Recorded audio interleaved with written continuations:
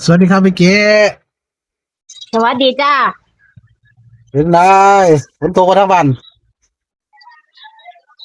ตกบ้านเขาบ้านเขามันกำลังฟันพอดีตกแต่ว่าตกแป๊บเดียวเพราะอะไรมันซุ่มๆนี่ล่ะโอ้ประตูแห้งเนาะบ่จ้ะเออไอ้พวกมาบ้านเขาบอกเดี๋ยวมาไปหน้าไปหมดแล้วบ้านเราดีบ้านเราดีเออมาจำมันหน้าหอมเนาะฝันดีวะเก็บฟันว่าคำพาใส่ไปเอาไอ้ใบตองอีกแล้วเก็บไปเออพ้นปวกไอ้ต้นกล้วยเนาะเก็บไหมเออ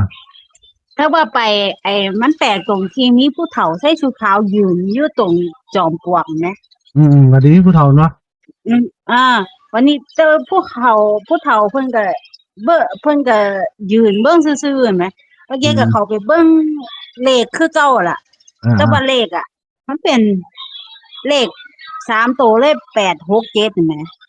8 6 7อืมแต่ว่าแปลกตรงที่มันมีผู้เฒ่ายืนแหมอาจสิตีจังไดปกติก็แปดแล้วฮะปกติก็แปดแล้วผู้เฒ่าก็ปวดพ่นปวง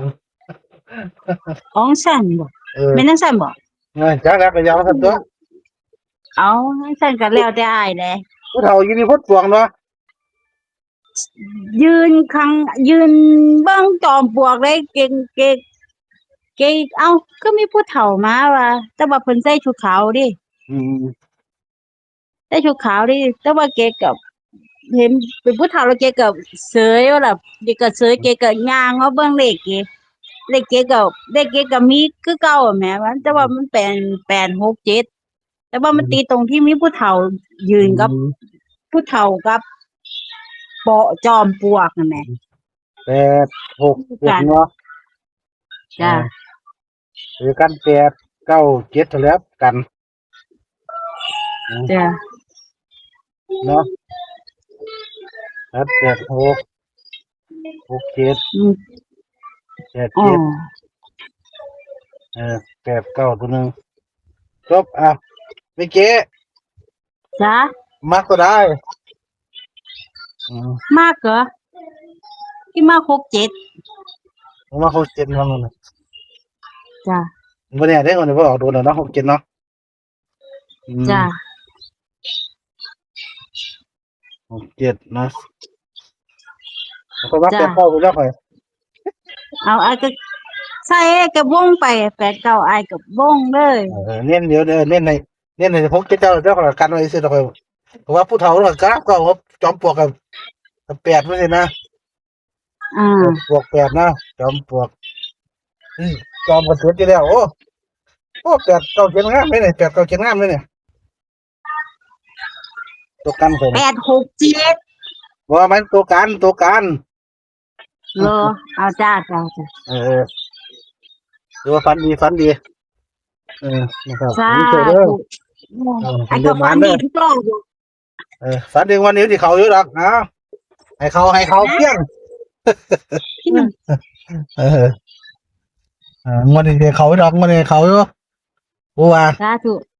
ถ้าไอ้แกอยากบอกไอ้ว่าถ้าบ่เข้าที่แกอยากจะขอไอ้ทักเออไปพักครึ่งเมื่อมาพักแกขอพักจัก2 มื้อ3 มื้อไว้หนึ่งโอ้ยอืมวันเขาศุกร์เนี่ยพอกันนี่ว่ะนี่พักโดนเนี่ยพักเสาร์อาทิตย์ร้อนพักเสาร์อาทิตย์เออเสาร์เสาร์อาทิตย์มันก็นานน่ะสิน้อยใกล้เลยง่ายหน่อยแม่กับฟ้าพัดเลยง่ายตัวเออสรุปเป็นว่าเนาะสรุปเป็นว่าไม่เก๋ฝันเห็นผู้เฒ่ายืนจอมปลวกไปตัดหางประตูตัดหางไปตองไอ้สามีเราเบียดตัวเลขเนาะ8 6 7นะครับ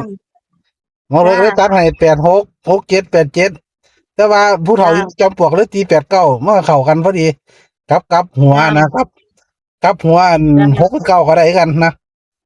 ก็เลยเป็น8 9 7กัน8 9นำให้ตัวประมาณในทางไม่เก๋วันนี้เด้อขอบคุณไม่เก๋หลายที่แบ่งปันในทางซ้ายโดนพี่น้องอีกซี่เนาะขอบคุณไม่ได้เด้อไม่เก๋ช่วงประมาณให้รวยยกช่องตอนเราได้ทางไม่เก๋ในวันนี้ครับสวัสดีครับพี่มานดา